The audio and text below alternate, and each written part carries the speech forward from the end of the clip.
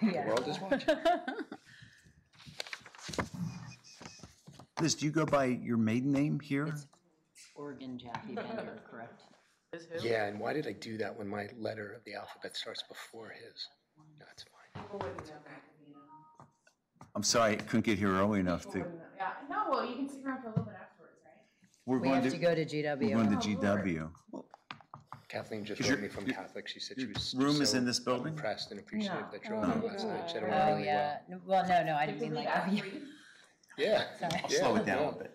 I actually think we're got not on to there know until her in 5. a whole different way Oh, yeah. and like fell in love with her a little bit yesterday. I didn't. So it is 2 o'clock Eastern time.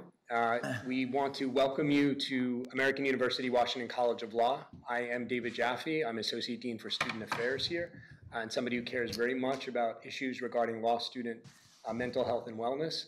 We are thrilled to have an incredible panel here. We're going to spend time over the next hour talking about kind of different ins and outs, experiences and perspectives that the panelists can bring. We also hope to take your questions. We know that there are several hundred of you who are watching in classrooms and on your own around the country. We've set up an email address. It is simply wellness@wcl.american.edu. wellness@wcl.american.edu. I will be monitoring that here on my laptop, so we welcome your questions. I told the panel that I wasn't going to kind of drop the mic by way of introduction, but I think it's probably fair of me to say that it's conceivable that at least 1 or 2 of the panelists maybe feel fortunate they're actually here and alive today. And I would also say that 2 of the panelists, it is just wonderful that they're actually here in each other's presence, and you'll understand that in a moment. So by way of brief introduction, to my far left is David Farrell. All 3 of my guests are attorneys. David Farrell is a Lawyers Concern for Lawyers. So lawyer assistance programs, or LAPs, exist at jurisdictions throughout the country. These are free, safe, confidential programs that allow law students, judges, and lawyers to seek, again, confidential assistance around substance use, anxiety, depression, gambling, other issues that may exist. Some of the jurisdictions or states have the programs called Lawyers Concern for Lawyers, and that is the case in Pennsylvania. David Farrell is a LCL, or Lawyers Concern for Lawyers volunteer. He's a former board member of the LCL, and he is going to share his recovery story as well as his involvement with LAP and the LCLs. To David's right is Lori Besden. Lori is the executive director of the LCL in Pennsylvania. She has again, a very interesting story to tell, including a time in and out of prison, which she will share far more eloquently than I could ever do. And then seated to Lori's right is Stephanie Shark, who's a former DA with the Montgomery County, Pennsylvania District Attorney's Office, who actually prosecuted Lori, ultimately placing her in prison. And we'll hear more about that. And that is kind of my reference to perhaps the last 2 individuals you might expect seated side by side at a panel. Stephanie also has an interesting perspective to bring about this experience. We look forward to hearing from all of them. And Lori, with that, we're going to start with you. Thank you so much. First of all, I want to start off by thanking American for inviting us to do this presentation and present to all of you. I also want to thank Dave and Stephanie for being here. Truly, and I say this, the only person missing on our panel would be Judge Carpenter, who together literally unequivocally saved my life. I also want to say, and I am the executive director of LCLPA, and I want to thank our funding sources that make all of these presentations possible. So the Pennsylvania Disciplinary Board and Lawyers Fund for Client Security. When I was thinking about the best way to open and present a presentation like this, we were discussing, and we all have a day in our life that we look back and it just did not go as we planned. October 14th, 2004. That was I was incarcerated 8.5 months at that point. It was my sentencing. We put it off 8.5 months. I walked into, and that was after 5 arrests. I walked into the courtroom that day in custody. I was positive I was going home. So positive I gave all of my stuff away in jail. Even agreed to make phone calls for other inmates once I got home. Dave, the volunteer from LCL, had set up rehab with my family. I actually did not really have an intention of going if I could avoid going. And so I get to the sentencing, and my mom was pleading for my freedom. Dave, in his personal capacity as a volunteer, spoke as to my willingness to engage in recovery and what he thought my prognosis could possibly be. And then the district attorney, who's sitting to my right, who I now consider one of my very good friends, was arguing for state time. And I remember thinking, well, no, I'm leaving today. How could I be getting state time? The sentencing judge, Judge Carpenter in Montgomery County, listened to all the arguments and decided on a prison sentence of 11 and a half months with no good time. Often I say this, if I was given what I asked for and what my family asked for, unequivocally, I would be dead. I was literally given the gift of the option of a new life, and given the gift that my family could not buy, and that was time. So I went back to jail that day, when otherwise, if I was released that day, I have no doubt I would have died. So with that being said, I want to explain, why are we here on Mental Health Day? Why was it important for American to host this event? There were 2 studies conducted, and I want to briefly talk about statistics. It's so important we realize the prevalence rates in our profession. They are astounding. In 2016, the American Bar Association with Hazelton Betty Ford and Patrick Krill and Linda Albert conducted a survey, 12,825 active practicing attorneys, self-reporting, and I make a note, in my own addiction and story, 5 arrests in, I still didn't believe I had a drug problem. I thought I had a location problem. So self-reporting, probably underreported. 28% of the attorneys screened positive for depressive symptoms, 20% screened positive for major depression, 19% for anxiety, 23% for stress. This is our profession. 60% are co-occurring. Any way you look at it, these are active practicing attorneys, 1 in 3. If somebody told you had a 1 in 3 chance of winning the lottery, you'd be in line. These are the prevalence rates in our profession. In 2015, more relevant to the law school community, there was a study completed on law school wellness, 3,300 law students, 15 law schools. It was conducted by Oregon, Jaffe, and Bender, and those results were also astounding. Again, self-reporting, 17% screened positive for depression, 14% severe anxiety, 23% mild to moderate anxiety, 14% reported using a prescription in the past year without a prescription. I would venture to say that number's pretty low, with Ritalin and Adderall being at the top of the list. I actually tried one of those drugs in law school, so this was not surprising to me. 27% were screened positive for an eating disorder, 6% screened positive by their own admission that they had suicidal thoughts in the past year.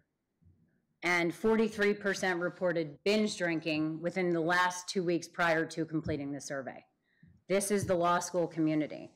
The most important message that we can give here today is every single person is going to struggle from something, whether it's a substance use mental health disorder, but there's hope and there's help available.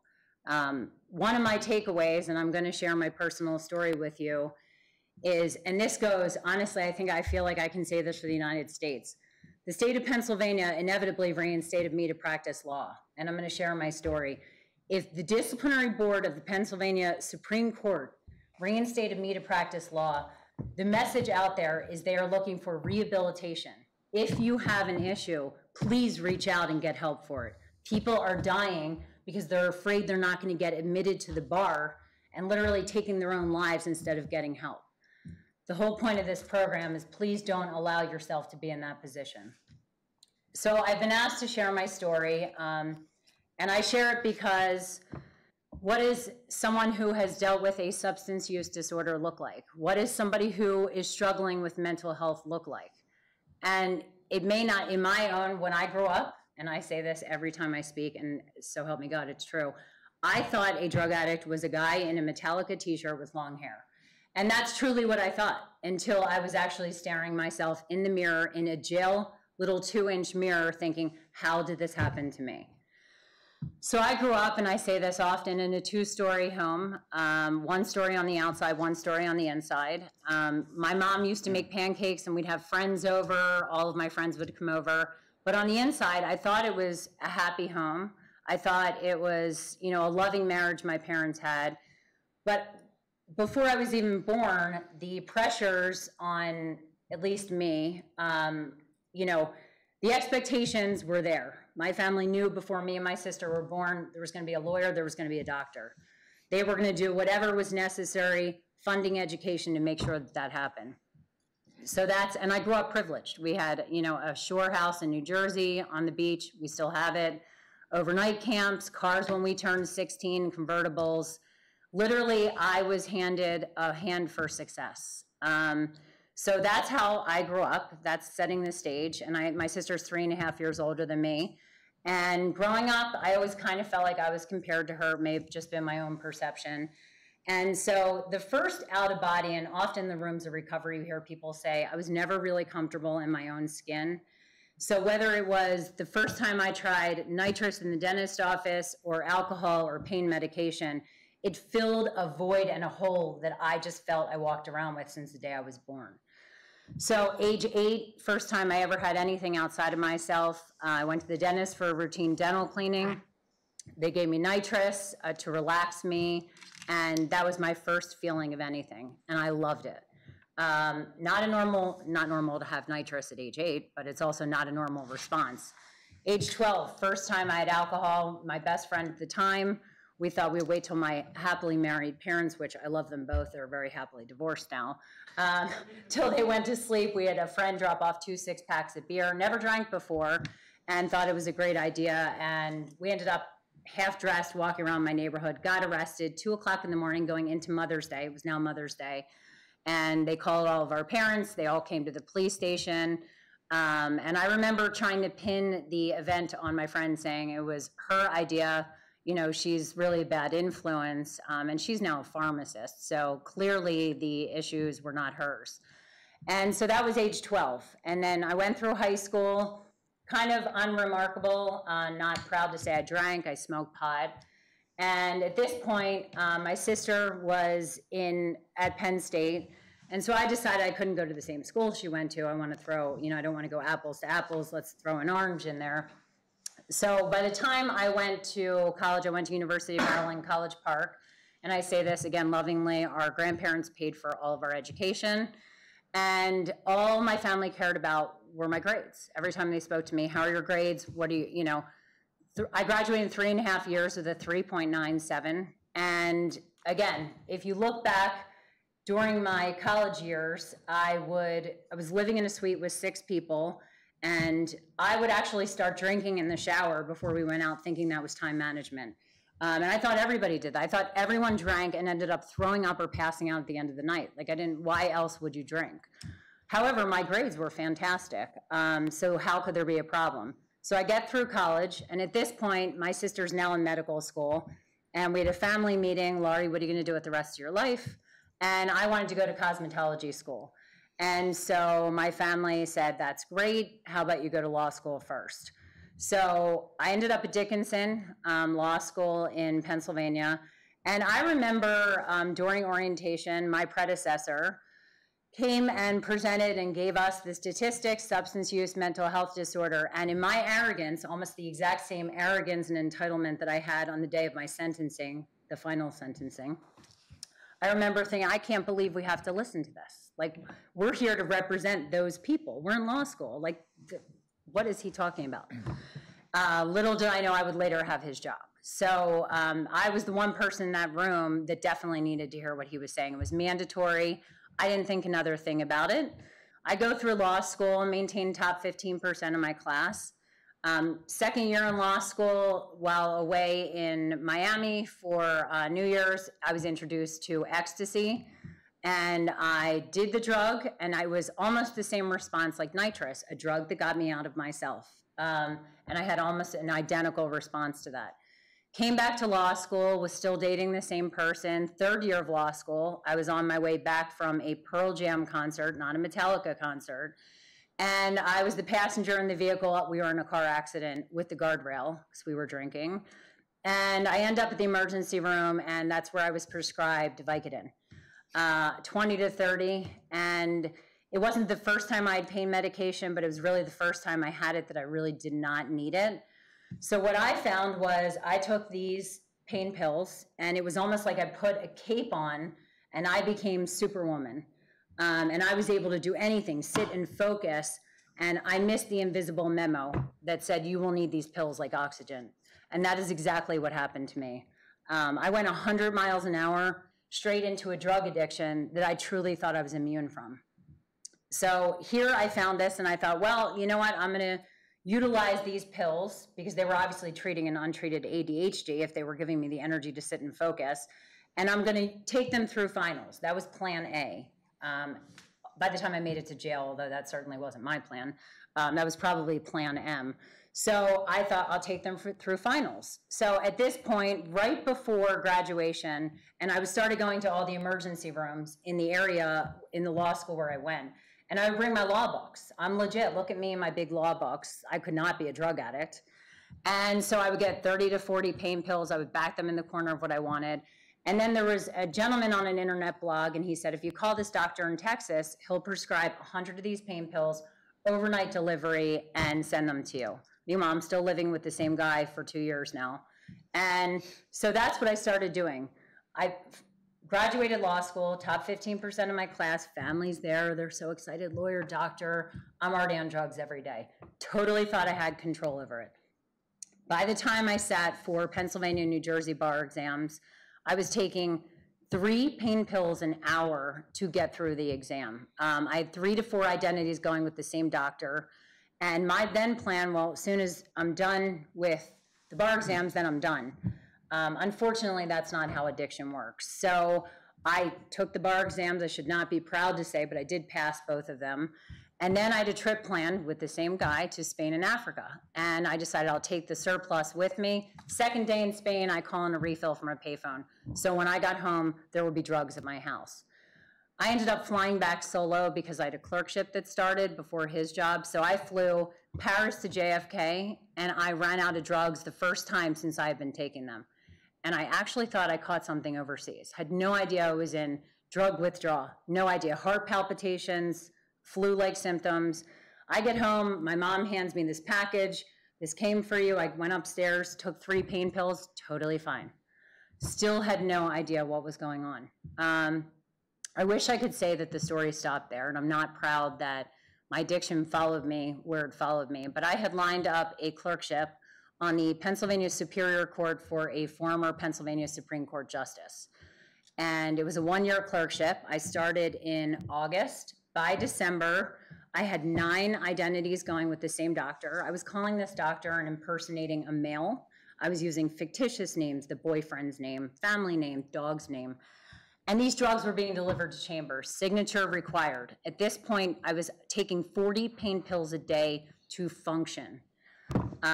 Called the pharmacy one day for a refill, and they said, your doctor has been suspended, so we're no longer gonna honor these. I was literally in my office on the Superior Court, closed my door, counted the pills I had, and at that moment made a decision that I was gonna start calling in my own prescriptions. And unfortunately, that's the decision I made. And so from that point on, I fueled the rest of that clerkship, calling in prescriptions, quantity of 100 for refills of these narcotics, which is unheard of. But that's what I did, because that's what I was used to getting. So that after that 1-year clerkship ended, I unfortunately for the court system had another clerkship lined up on the Philadelphia Municipal Court for 3 judges, and I got together with a friend from college in the beginning of that clerkship outside of the court. That person showed up, they pulled out cocaine. And I remember thinking, you know, that is a serious drug. I thought about it 10 seconds, I did it, and literally did not put that drug down until my freedom was taken from me. Within 2 days, going into the Criminal Justice Center in Philadelphia, past security, drug dogs, cocaine in my stockings, straw in my stockings, add pain pills every single day. Went from about 150 pounds to 110 pounds in less than 2 months. I always say at this point when I'm sharing my story, it's so important if you're concerned about somebody not to diagnose them. I love my mom dearly, and it was a great guess. She assumed I had an eating disorder and brought me to an eating disorder facility, and they refused to admit me. And the window of opportunity to help somebody is this small. So talk to the professionals, figure out the best approach. Because if you misdiagnose somebody, I walked right out of that facility that day and went on a tear for the next 2.5 years. And I'm lucky that I'm alive, A, and B, that I'm not in jail for killing somebody on the road. So at that point, I don't even know how I managed to finish that 1-year clerkship. At that point, I was probably $2,000 of cocaine a week, and I was between 45 and 50 pain pills a day. Did nothing with either of my law license in either state, never did continuing legal education credits. And I literally went from a privileged life where I never, to this day, have seen either of my parents drink, to being in such a prison of addiction that I wished one day I just wouldn't wake up. And so I did nothing with the law license, 2002 to 2004, and thank God this happened. 5 arrests, 4 felony prescription fraud, 1 for DUI. And each time I was, released, I would go to rehab, and, I had Judge Carpenter throughout the whole sentencing in my entire criminal career. And he gave me chances, and finally, on the date of my last arrest, January 29th, 2004, at that point, I was already on probation, violated probation, getting rearrested. And as I was being arrested in my house, the phone rang. And I just remember a little commotion. And the detective got on the phone with whoever was calling and said, call her at the police station. I'll let you talk to her. I was taken to the police station. I was processed. And then the detective came back and gave me a phone, a corded phone. And on the phone was a gentleman. And he said, my name is Dave. You don't know me. I'm a volunteer with LCL. I've pieced this together since. The founder of LCL, John Carroll, called me to reach out to you. I'm going to come and see you today in the jail. And I thought, I already have representation. That was fast. And he's like, no, I'm not going to represent you. I'm an attorney in recovery. I'm going to try to help you. And I didn't really understand. And in the period of 2002 to 2004, besides all the arrests, there were 29 car accidents, 3 incarcerations, and 3 rehabs in there. So I went to the jail that day, completely sick, $2,000 of cocaine a week, 55 pain pills a day, Ambien and Xanax on top of that. And in comes this gentleman and, giving me the message of recovery. At the time, he had 31 years clean and sober. And I didn't even believe that. I didn't know that that was even possible. And he said, we're with this organization, LCL. I'm going to try and help you. And I'm like, who sent you here? And so he kept showing up. He brought me literature for alcohol and drug recovery and told me to attend any meetings that I could in the prison. And so I did that. And so with his help and guidance, and he worked with my family, we put the sentencing off. And I had a different attorney who represented me 8.5 months. So the day I initially spoke about, I walked in there and I gave everything away. I'm going home today. I'm not even going to go to the rehab that Dave set up. And thank God, Judge Carpenter and the district attorney, Stephanie Sharp, did not buy what we were trying to sell, or what I was trying to sell. Dave was not trying to sell anything. I was trying to sell my freedom that day. And so I went back to jail that day, and I went 11.5 months, no good time, and unequivocally, and I say this, Judge Carpenter and Stephanie absolutely saved my life. And simultaneously, Dave brought me the message of recovery. If the combination of those things did not happen, 100% I would be dead today. Like that, 100%. So after that, after I got out of jail, and I say this in passing, I went in at 110 pounds drug weight, and I left at 253 pounds 11.5 months later. I was obviously eating a lot of comfort food. And so I went to Dave's office, and I remember him saying, well, there's a lawyers meeting that meets in Montgomery County, in the county we are. Please come to the meeting. There's a community support meeting for drugs. You should probably think about attending that tonight, and one for alcohol tomorrow night. And so I started getting involved in the recovery community. At this point, he was instrumental in helping me find a job as a paralegal in a law firm. And about, a couple weeks into the job, he said, you really should contact the disciplinary board and let them know what happened. So he's like, just write them a letter. So I did. I wrote them a letter, and I said, sorry, I missed the 30-day reporting requirement by 4 years. I was arrested 5 times, went to jail, and I really did write that. And then I also sent a similar letter to New Jersey. And inevitably, we entered a 3-year suspension in Pennsylvania, and then New Jersey did the exact same thing. I then, at that point, became an LCL volunteer, because Dave's like, if somebody has an issue with nitrous, alcohol, drugs, cocaine, food, whatever it is, I mean, you may be able to help some people. And so I became a volunteer, worked as a paralegal, got a sponsor, home group in an alcohol community support group, started bringing meetings to the exact prison that I was in. And then in 2008, at Dave's insistence, I'm a convicted felon. So unless I met Dave, I mean, I sat in jail thinking my entire life is over. Like, it's definitely over. I don't even think I can stay sober, but my career is over. So he said, no, let's file for reinstatement. So we did. And I remember, that very clearly. It was a very long day. And they were asking questions like, if you were in our seat, what would you do? And I honestly, at my own reinstatement hearing, said, well, I used for 5 years. I'm sober 5 years. I would probably tell the person to come back in 5 years. Luckily, they did not listen to me. I also typed my own police statement. But luckily, they did not listen to me, and I was unanimously recommended to be reinstated to the practice of law in Pennsylvania in 2009, and then in New Jersey in 2010. And then I came on board with LCL in 2011 because, honestly, I'm the product that we sell. What does substance use look like? What does recovery look like? It can look like anybody. It looks like me. It looks like you. There's 25 million people in recovery. I'm not unique. I just happen to be sitting here today. I'm just going to take 2 minutes, and I just wanted to briefly talk about, just some of the rewards of recovery. I now consider Judge Carpenter a good friend. We actually text each other, and I was able to give him my 10-year medallion. I'm going to get emotional. On my sobriety date for 10 years and thank him for saving my life. He's humble and he doesn't like to take credit for it, but if the combination of him and Stephanie didn't happen like that, like I said, I would be dead today. I've presented on panels with him. I'm doing this presentation with these folks that I consider so near and dear to my heart.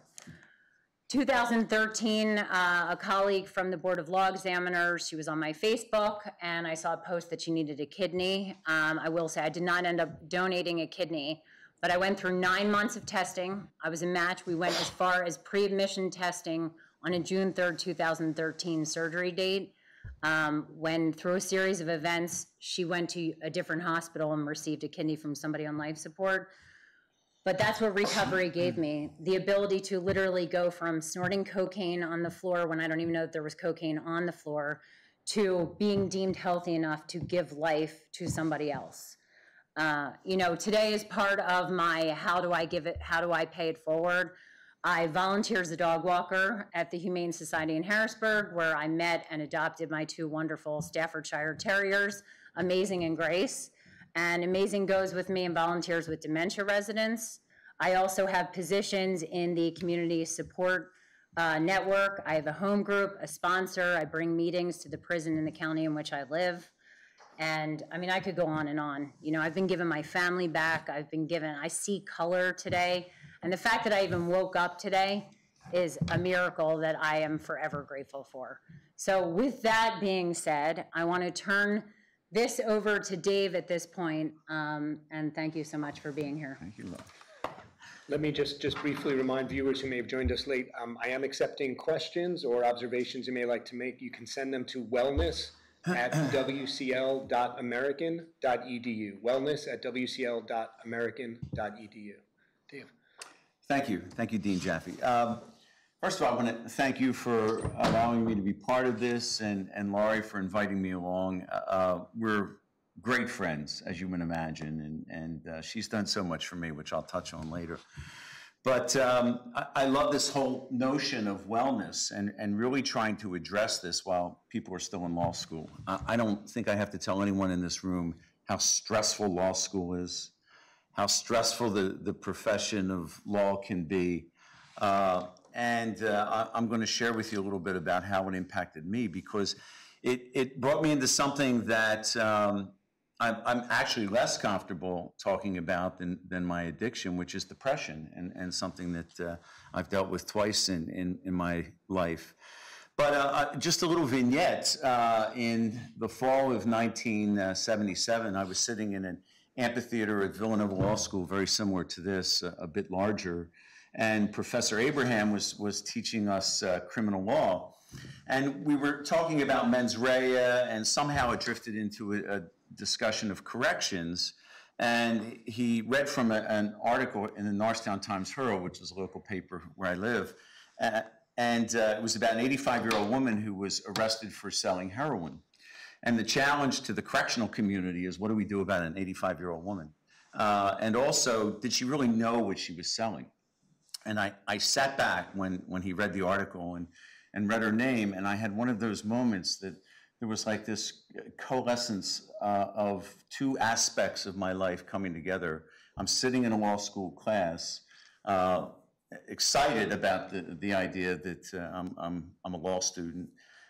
And the other is that I knew that woman, and I used to buy drugs from her. And I can tell you that she knew exactly what she was selling. So when I was, a few years before that, I was a student at Temple, and I would get off the train on a Thursday night. My classes were Tuesday and Thursday, and I would walk up to her house, and I knew this woman very well. She sold drugs for her grandson. And you would walk into her kitchen, and she kept the drugs rolled up in her apron, and we'd exchange pleasantries, and she'd say, well, how many do you want today? Well, how much are they? And she'd go, well, 10 each, 3 for a quarter. So this was a part of my life, which was now being discussed in this kind of academic environment. I'm blessed that at a very early age, I ended up in rehab in January of 1974. And that was after 7 years of kind of a general drug addiction. And the last 4 years was an opiate addiction. Now they break it down. It's an opioid use disorder. And where the outcome for me was that I was homeless. I had burned every bridge in my life. I had nowhere to go. I was, in the parlance of the time, I was strung out. And I picked the rehab because I called them up and they had a bed. And I was able to go in the next day. And it was a very enlightened rehab because they treated alcoholics and drug addicts in the same program, which was kind of revolutionary at that time. In any event, I spent 6 months there, and with absolutely no intention of changing anything about my life except getting me off the street because it was a cold winter. And I learned a few very important things about myself at Eagleville during that period of time. And one is that I'm an addict, and I'm going to be an addict till the day I die. And it's a disease that requires constant care and attention, and it's not something that heals itself. It's not a broken arm. And I met a number of people there who were living a life of recovery, and they brought me that message of recovery. And through them, I saw the possibilities in my own life that I could leave rehab at someday and start to put a life together for myself. So after 6 months, I went out. I worked, just took a job paying minimum wage. But eventually, I went back to college, and I finished up at Temple, and I applied to 2 law schools, and I was accepted at Villanova. And I can tell you that when you talk about the stress of being a law student, I almost quit. I was in school probably 3 or 4 weeks, and I was an older law student. I was 27 years old, and everybody around me seemed like they were 22 and had done everything absolutely perfectly in their life. Everything had geared them toward being a law student. And I'm sitting there, this drug addict who'd gone through rehab, and I'm older than them, and I felt very ostracized. And it was nothing they did. This was just noise in my own head. And I remember calling the admissions office and trying to find out how much of my tuition money can I get back if I quit now. And it really wasn't enough to get me to quit. So I stuck it out and graduated in 1980, and I was hired by then District Attorney of Montgomery County, Pennsylvania. And Stephanie and I came out of the same DA's office. Judge Smythe hired me. And we never had a direct conversation about my past, but I think he knew a bit. He'd worked with my uncle. And I felt absolutely no stigma associated from him or anyone in the courthouse community. And I've been very open about my addiction from day one. It's not anything I ever felt that I wanted to hide. And if anybody ever tried to stigmatize me, they'd have to do it behind my back, because if they do it to my face, we're going to have a very spirited discussion about addiction. And I left the DA's office in 1983, and I've been engaged in the private practice of law since then.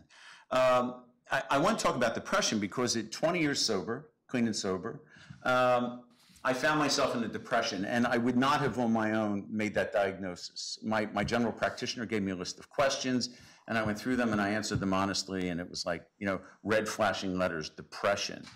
What worked for me was to get involved in therapy, and I had a very a wonderful lay therapist. She was not a psychiatrist. She was an RN, MSW.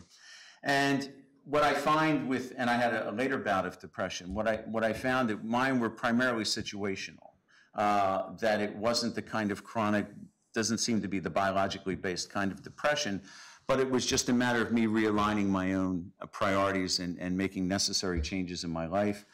And there's that wonderful reward you get of simply being honest with someone else and telling them how you feel. I think one of the worst things about being depressed is that you think you're the only one that's depressed. And you think you've always been depressed, because when you're sitting in depression, you can't remember a time in your life when you weren't depressed. And you can't project yourself forward as someone who's not going to be depressed. So you think you've always been there and you're always going to be there. And that's really where the darkness starts to come in. It's a very deep darkness.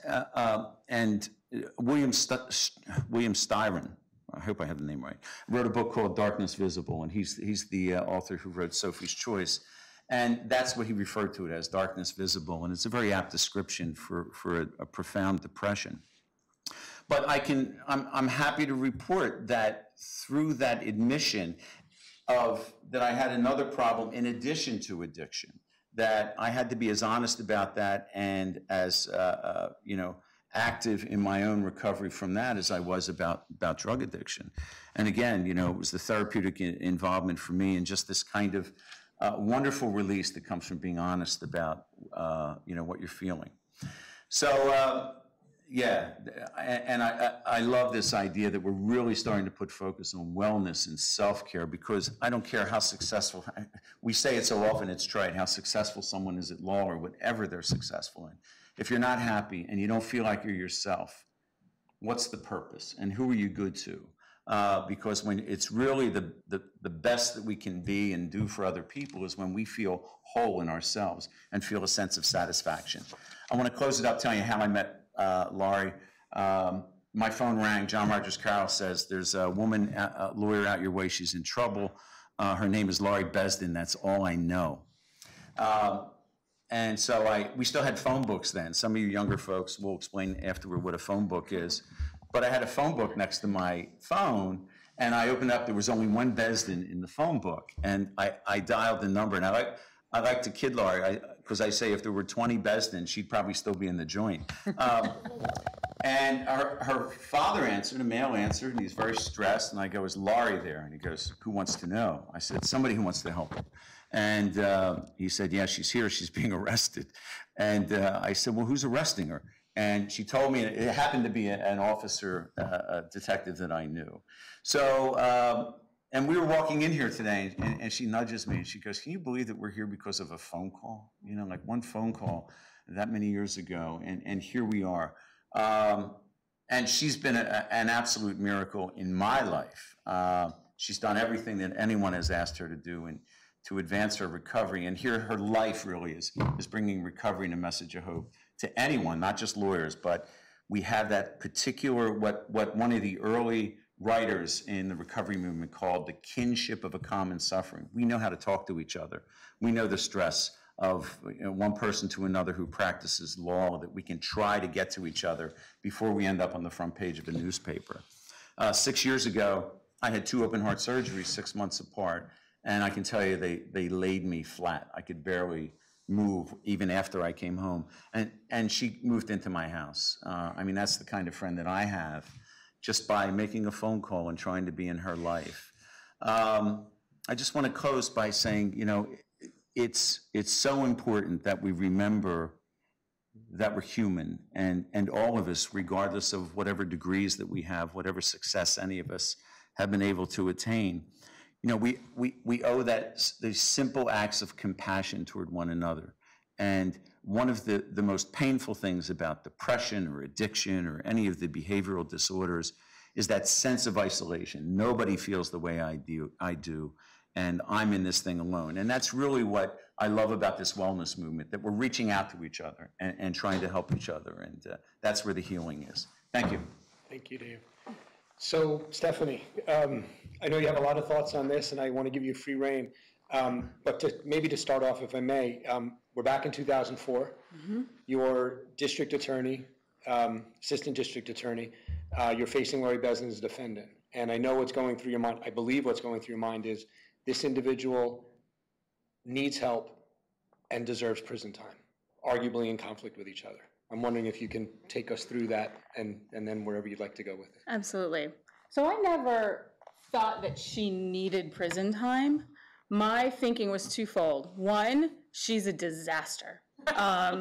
She's my age. We're both lawyers. We both have had careers. Like, I'm looking at someone who in a different life we could have been friends, and I guess we are kind of in a different life because we are friends now. But I was thinking, she came across and she had hundreds of counts in multiple states. I mean, she's crossed in state lines. She's got felonies all over the place.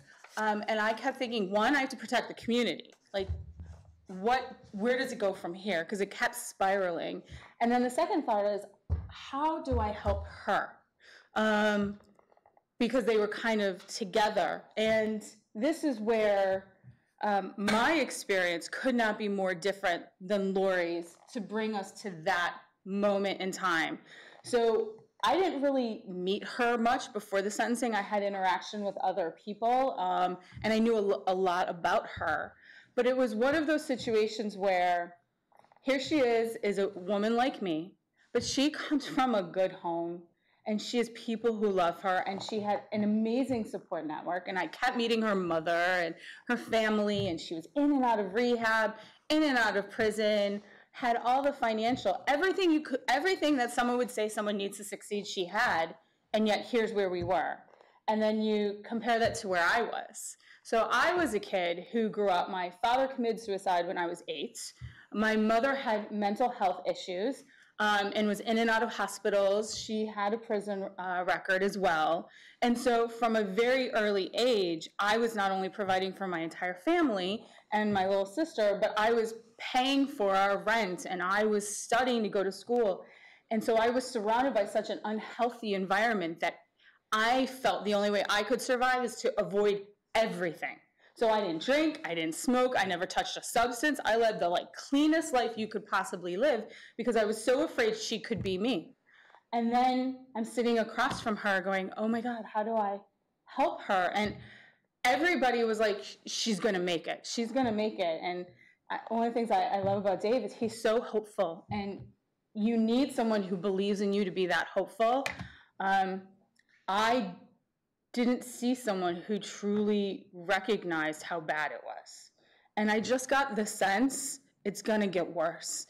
And so how can I bring out the biggest hammer possible to knock her on her booty so she hits ground and says, oh my God, I have everything I need to be happy and to have this incredible life. And how can I do that? So I argued for state time because she'd been in county prison already. She had been in rehab, and they're like, oh, we'll send her back to rehab. And the other thing that we talked about earlier was I watched a lot of young men and women with drug or substance abuse issues come in and out of prison. They do a few months here, a few months there. Years later, they're still living that same, but most of them didn't have the resources to succeed. They were doing it on their own, and she had it and didn't realize it. So I had to snap something in her.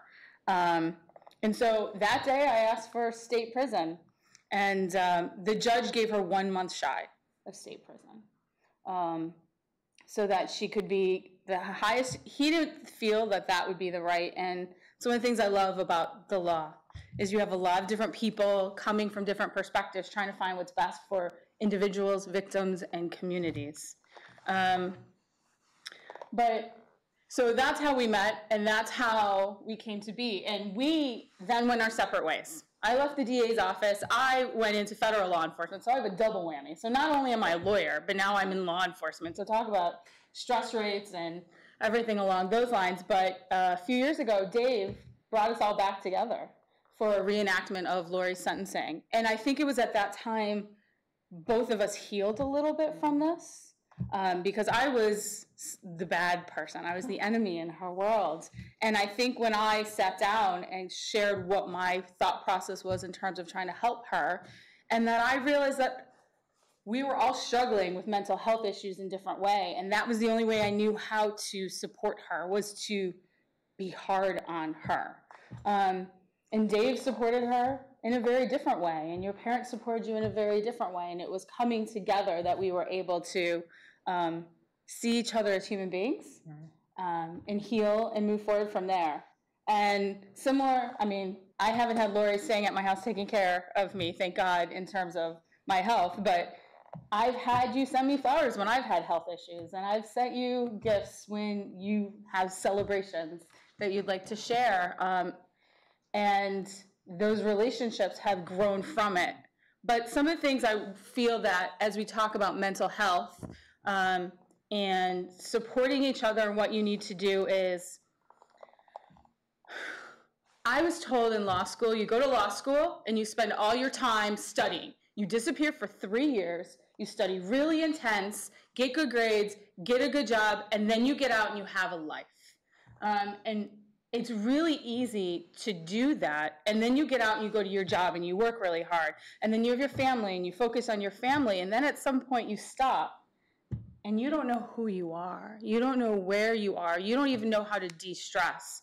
And so one of the things that I've learned as I've struggled through my own mental health issues, and what I mean by that is I may not have had an addiction, and thank God I'm not wired that way, or I wasn't one of those numbers, but I had to struggle with my family's issues. And then I too had to struggle with depression.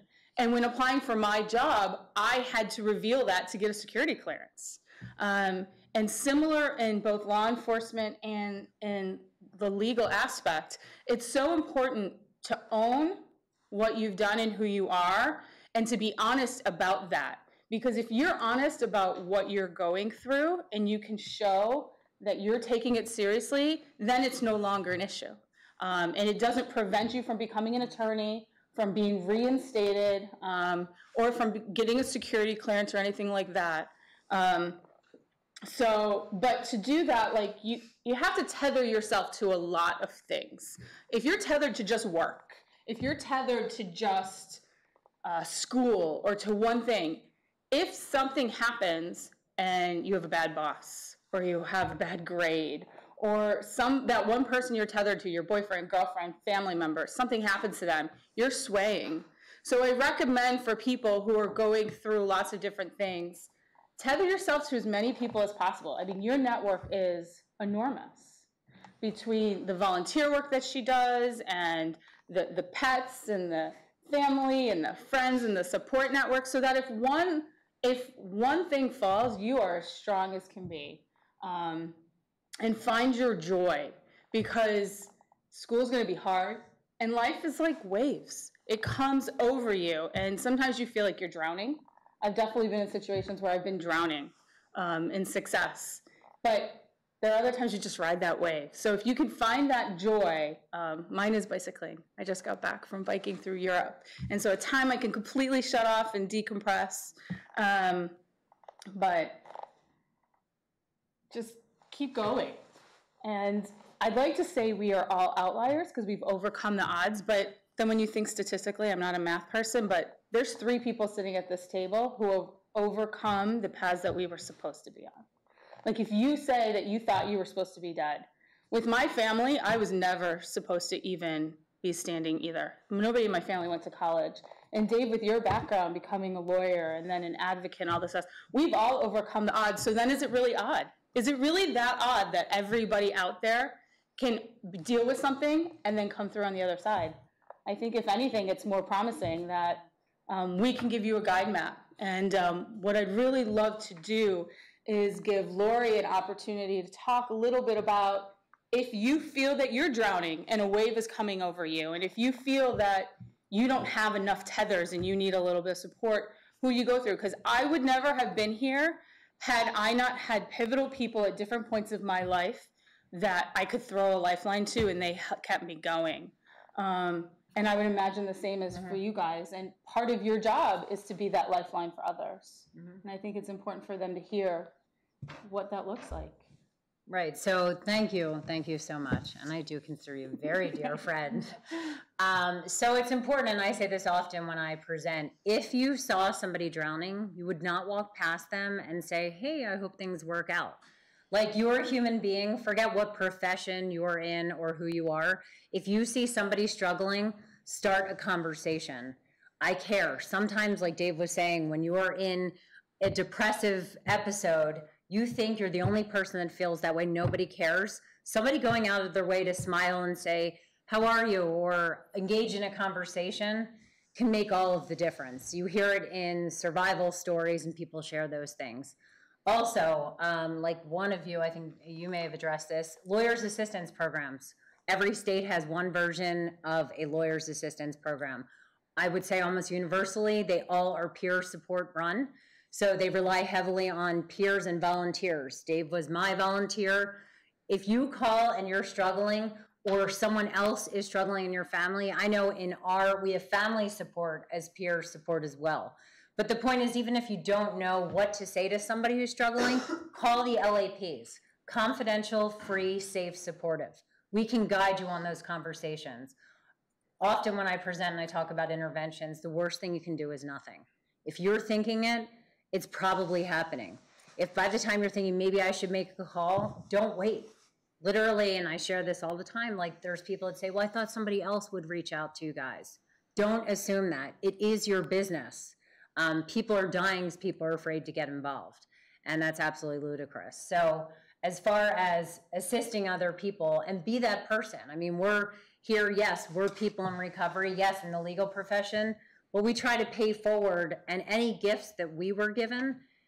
I'm not here today because I decided in January of 2004 that, hey, it was time to get sober and have a great life. That I am here because these people stood up and stood in my life and loved me and cared about me until I could actually care about myself. So that's just what we try to do, carry the message forward, be a human being and help people and be there for each other. Someone a lot smarter than me had educated me and said the opposite of depression is not happiness, it's connection. And I think you've all underscored that in your own way. And particularly when we're feeling low, having those opportunities to connect with others. For those of you who are looking for LAPS, you can certainly Google it within your state. You can also go on to the American Bar website, americanbar.org/COLAP, C-O-L-A-P, for Commission of Lawyer Assistance Programs. And from there, they'll take you to a directory state by state for the LAPS you're looking for. Dave earlier mentioned the phone book, and we will educate those of you afterwards. I'll go one further. My phone board has been lighting up here with questions while you've all been talking. So let's spend a couple of minutes. The first question I had actually kind of dovetailed with a question I wanted to ask the panel. This comes from California.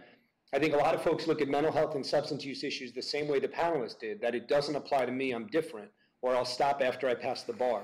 Do you have any thoughts on how to break through to our peers while in law school? What could someone have said to you while you were in law school that might have gotten through to you? Well, I guess I'll address that. I mean, and I often say one of my takeaways, these diseases do not discriminate, but neither does recovery. And I think just loving and supporting somebody, it's as common, like you said, that we all overcame obstacles. The more we talk about it, the less the stigmas are there, and we realize they're really just an illusion. If somebody had cancer, they wouldn't not go get chemo because they'd be worried that somebody might feel some type of way about it. These are diseases, and the prognosis of recovery is excellent when help is sought. And so that's the best I can say. The chronic, progressive, fatal, these things do not get better. I tried to outthink my way, and I was very fortunate to end up in jail. No, I don't know if this would have been your experience, but maybe a little bit with you, Dave, since you felt a little disconnected. And then based on my background, I felt like a lot of people couldn't relate to what I was going through.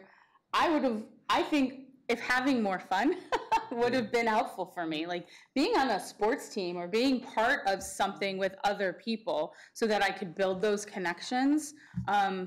I heard so much, I mean, this was 15 years ago, 20 years ago, how much I had to study. I think finding avenues to not study once in a while, I mean, within reason, would have been very helpful for me, just to be more balanced and be a little bit more mentally healthy, so that when those waves came and I felt stressed and overwhelmed, I had a different outlet besides studying, because that didn't always help. I would add, for my perch as dean of students, I've had, I wouldn't say countless times, but certainly with some frequency, a student will come in and say to me, I have a classmate who's having a tough time, and I don't want to turn her in. I don't want to rat her out, as if there's ratting there. Or I'm really close to this person and I know that she needs help, but if I give you her name or try to force her to come in, we're not going to be friends anymore. And I will look that student in the eye 10 times out of 10 and say, it is worth losing that friendship if that's what's going to happen for that individual to get help. Because that individual, it may take a year, it may take 5 years, it may never happen, but that individual needs help. And the friendship comes first by putting it second. The friendship comes first by forcing that person to get help. You'll deal with the friendship later on. If it wasn't meant to be over the long haul, it wasn't meant to be, but that person needs help at that time.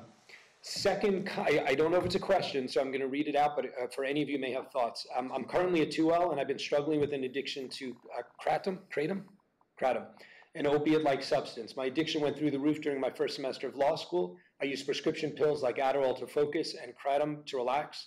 Still, I've seen at least 5 doctors, none of which actually have experience with kratom, if I'm pronouncing that correctly. While this can at times make me feel isolated, hearing your stories have made me feel more motivated to get clean. So a statement of affirmation. I don't know, for those of you who may have gone through pain and medication issues. Please contact your lawyer's assistance program. At the very least, you can Google and contact me, and it will be a confidential discussion. Let's see if we can get you assistance. Yeah, let me just add, the world of drugs has gotten a lot more complicated, and I've heard of kratom, something like that. And it's often marketed as a cure for opiate addiction, and there is a host of problems that come with its abuse. And it can be a very, very dangerous drug. So I'm glad that this person is acknowledging the fact that they clearly seem to be having an issue with it. And I would encourage them to get real professional help and find your recovery community. Whatever the disability is, whatever the addiction is, there's a recovery community out there to help you find your way to recovery. Thank you. Yet another, I think, student, I'm going to say from Georgia. In the past, I've worked closely supporting an addiction recovery support center in Williamsburg, Virginia, run by some very wonderful people. For those who find this to be a very important issue but are not part of the community of those in recovery or do not suffer from addiction, how do you suggest advocating and supporting addiction recovery?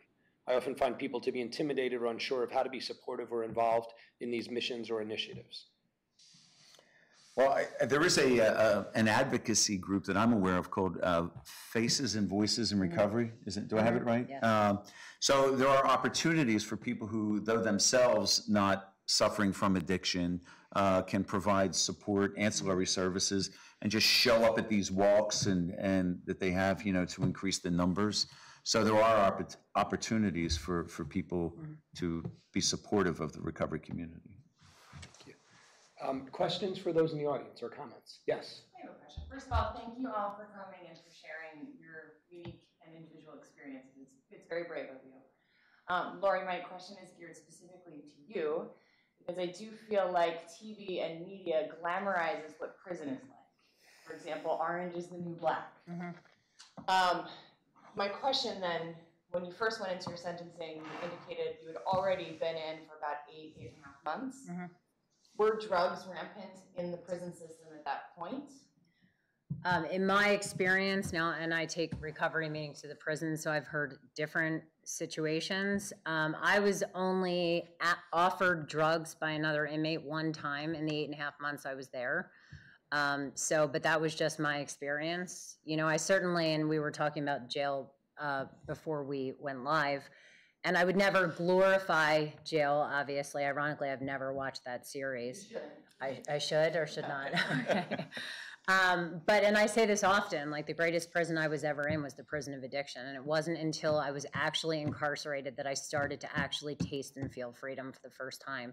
Certainly not a great way to go about tasting and finding freedom, but for me, it saved my life. So as far as, you're gonna find kind of in the rooms of recovery, you're gonna find what you're looking for. If you're looking for recovery, you're gonna find it. If you're looking for drugs and alcohol, you're gonna find it. So you have to, it has to be an internal decision that that's what you're going for. Do you remember that decision when you decided you wanted more from your life? I don't think at 8.5 months, like I was ready just to get back out there on my own terms. And I think humbling, not that I had a choice, humbling myself and going back to prison, at that point I started to think, and he was, as soon as I met him, I mean, I came from a family, every time I went to jail, they were telling people I was backpacking Europe. So here I meet this guy who's very successful in long-term recovery, and I thought, and he's telling me I'm not the only person that's ever been in these shoes, that if he can do it, maybe, just maybe I can do it. And I thought, I'm gonna get out, I'm gonna try, because like we say in the rooms of recovery, you can always have your misery refunded to you. And I tried, and here we are today. You made the decision, because I think that's important too. With one of our earlier questions is like, at some point you need to make a decision for you, whether it's to ask for help, whether it's to recognize there may be an issue, whether it's to seek out something, or even the decision that says I need or want something more. And I know you don't like to own that because you always are grateful for us for saving you, but you made the decision, because I know I made that decision. And so I think anybody out there can, at any point in time, change their lives. And again, for those of you viewing, and I've been informed by our OT department and OIT department, and I thank you for that. We've had 80 subscribers around the country. A number of those subscribers are classrooms that have been set up at law schools, which means there are multiples of students, and I hope staff watching. Wherever you are at law school, there's somebody there in the student affairs or surrounded that office who cares about what's going on. Don't assume that they don't. Don't assume that they don't want to hear from you. Don't assume that they don't have the resources, because they do.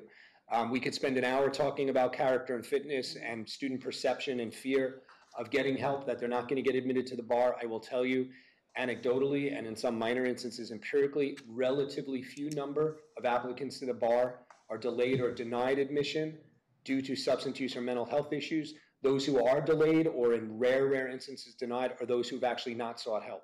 And so upon application, you have individuals who, perhaps rightly so, are looking for those candidates, those applicants who are looking to represent attorneys in their state. They feel those individuals have to show some sign of having received help and being in a better position to represent clients in that jurisdiction. So our message, we talked before the panel, and I think you've heard it in different ways and statements, is if you're in law school, get help while in school. If you need additional time to get through school, it is going to be but a drop in the bucket compared to the rest of your lives. Get the help, get healthy. You will work your way through the admissions process. You'll be a happy lawyer, and you'll be able to help others in the process. With that, we've passed the hour. I want to thank you very much, the three of you, for being with us. This conversation absolutely will continue, but I'm just very, very grateful for your presence today and for sharing your word with everybody around the country. Thank you for being here, and thank you for those of you with us on YouTube.